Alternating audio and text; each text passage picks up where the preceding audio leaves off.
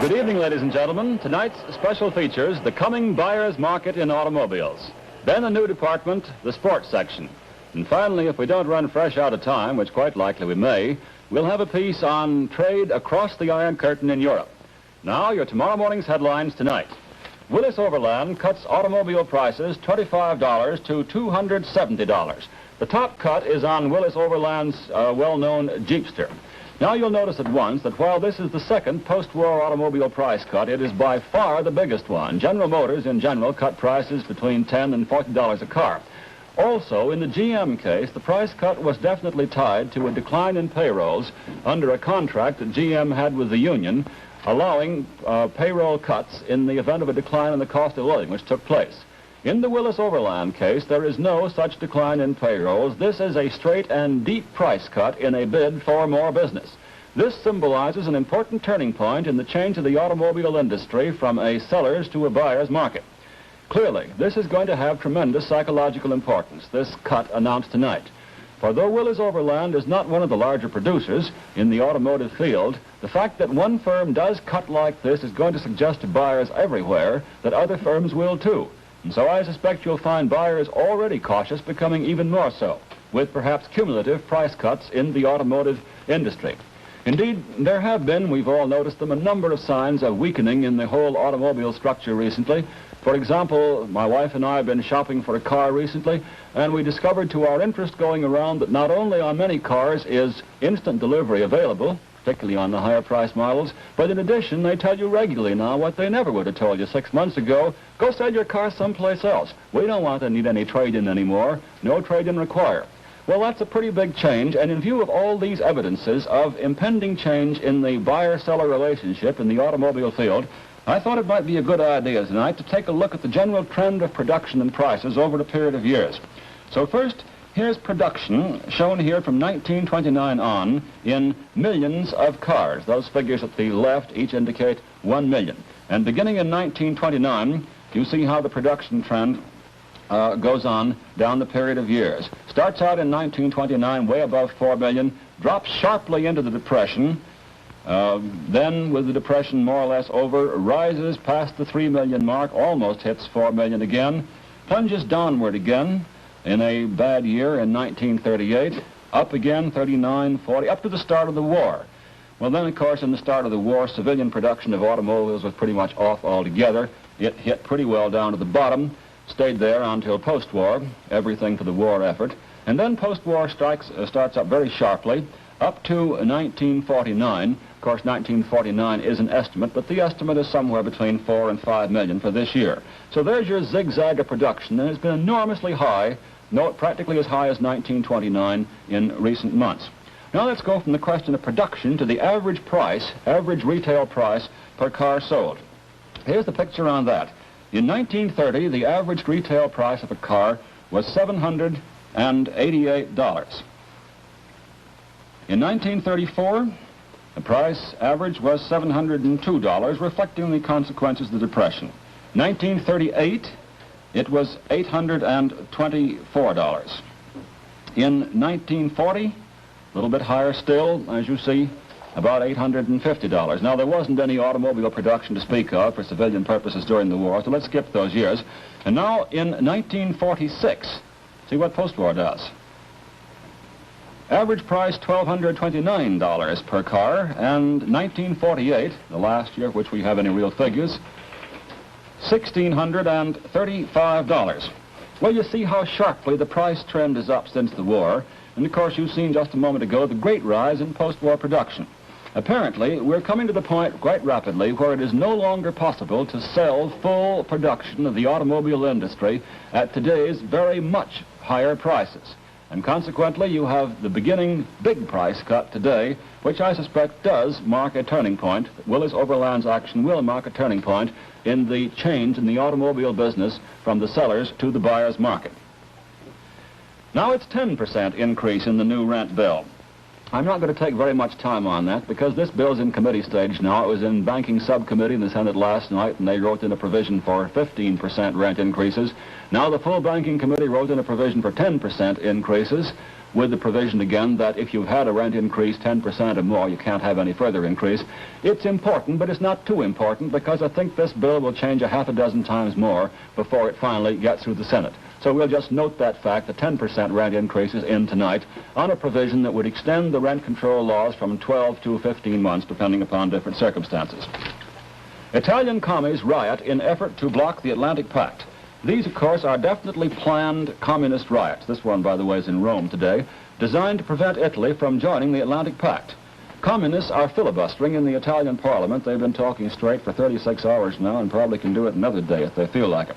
The idea is that if they can provoke enough riots in enough places throughout Italy, the Italian parliament may feel sentiments against the Atlantic Pact and vote it down. By the way, there's nothing wrong with your television. That man's face is the mess it appears to be on the scope. Both of these pictures, by the way, have been taken of Rome riots today, but there were other riots during the day in Milan, in Genoa, and in numerous smaller places throughout Italy. The total thus far, I think, is 1 dead and 9 injured, but probably there'll be more before it's all over. The riots are still in progress. Recovery first, then arms aid, U.S. tells Europe. This is an announcement put out by our State Department today in connection with the impending publication of the Atlantic Pact terms at 10 o'clock tomorrow morning. The State Department says that we will have a new Lend-Lease to supplement the Atlantic Pact, that is to build up military strength in Western Europe, but where there's a conflict in demand for materials, the Marshall Plan, basic recovery, will take priority over the supply of tanks and guns and implements of war to Europe. I suspect that as time goes on, though, you'll find that we will do both, and do both in abundant measure. That is, both Marshall Plan, basic recovery, machine tools and the like, and then guns and tanks, because we do want to strengthen the armed forces of Western Europe as a means of deterring Russia from an attack and an aggression that would lead to a general war. Truman to give views on Congress at news parley. Thus far, the President has said nothing since he's taken it on the chin 3 times from Congress recently on rents, on the filibuster, and on the Mon-Walgan appointment. And since Mr. Truman, on a recent occasion, showed that he could speak his mind quite pungently on that occasion when he made certain references to a radio commentator, you can bet your sweet life that every newsman that can get to Key West is going to be there tomorrow morning when Mr. Truman holds this news conference, where he's supposed to express himself quite breezily on his views on the 81st Congress.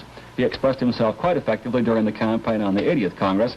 Now perhaps he'll have something to say on the 81st. We'll all be listening anyhow. Conductors Union calls Pullman strike for March 31st. Actually, I doubt very much whether this strike will come off at all, because it seems to me that what you've got here is the usual technique. The Pullman Conductors Union calls a strike for a given date. That will force the President to appoint a fact-finding board.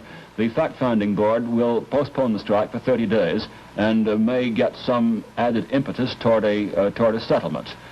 Of course, that didn't happen, I recognize, in the Wabash Railroad strike, because in the Wabash Railroad you had the fact that the men struck before the fact-finding board was appointed. They have not gone back to work even tonight. That 2,500-mile road is still strike-bound, and as a consequence, Wabash today began laying off about 8,500 non-operating employees, in addition to the 3,500 or so who are now out on strike. And now, services unite press agents at Washington level. This is a rather interesting thing. It's been brewing for a long time. We've had a situation here recently where the public relations officers of the Army, the Navy, and the Air Force have all been competing. It's sort of the war of each against all, each trying to get more commercial advertising, you might say, for its own service. The flight around the world, that non-stop flight of the Lucky Lady II, was quite clearly, in part, for the purpose of impressing Congress with public relations material and getting more appropriations. So as a consequence of that, the idea is it's a bad idea to have each of the 3 forces press services competing. So we now unite them at the top. But what I wonder is this: will unification of the public relations offices of the 3 at the top do the job, or do you have to unite them all down the line? Well, we'll see on that one. To me, there is something of a question. And now, the sports section. First, I think the most important sports news from the national standpoint tonight is the fact that Loyola beat Bradley 55-50 in a game that ended about half an hour ago at Madison Square Garden. That's the National Invitational Basketball Tournament. But from the standpoint of most of us here in Illinois, the big news, basketball-wise and sport-wise tonight, is our state tournament. So let's go and see what's been taking place in the tournament down at Champaign-Urbana at the University of Illinois. Here's the picture in today's games. West Aurora, 45. And Elgin, 42. And here's a shot of the West Aurora-Elgin game. Elgin captain Bob Servant goes up for a shot at the basket. And note the harness holding Servant's right arm down. That's a hangover from a football injury last fall.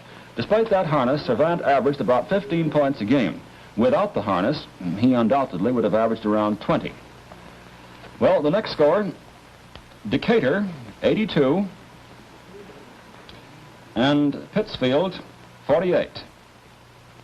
And now moving on, Tilden of Chicago, 68, and ROVA of Oneida, 41. Mount Vernon, gets quite a ways downstate, 54, and Johnson City, 52. And moving over to our third map of our state, Moline, 64, and West Rockford, 38. And finally, Nashville, 43, Ottawa, 39. Now, Robinson and Pekin are playing right at the present time. We just got the halftime score. It's Robinson 26, Pekin 27. And of course, Hillsborough plays Champaign later tonight. There's no result of that in at the present time. The Mexican secret police disclosed today the recovery of a small cylinder of uranium, which they said must have been stolen from the United States. And that, friends, will have to be telecommentary for tonight. Be with us again tomorrow at this same time, and until then, this is Clifton Utley again bidding you good night.